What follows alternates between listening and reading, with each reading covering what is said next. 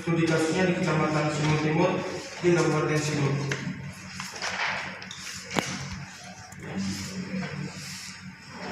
Jadi kenapa saya ingin mengangkat judul ini, karena masih banyak faktor-faktor yang menarik dalam judul ini.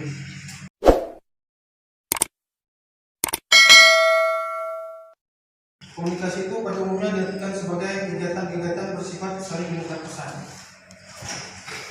Komunikasi juga sering diartikan sebagai penghubung antara individu dan individu lainnya. Sedangkan komunikasi nonverbal itu adalah komunikasi yang berupa simbol atau lambang atau yang tak terucap. Rumusan masalah yang saya angkat di sini adalah bagaimana tingkat efektivitas komunikasi nonverbal terhadap larangan buang sampah sembarangan di Kabupaten Simul, Kecamatan Simul Timur, serta faktor-faktor dan hambatan apa saja yang menyebabkan komunikasi nonverbal terhadap larangan buang sampah sembarangan di Kabupaten Simul, Kecamatan Simul Timur.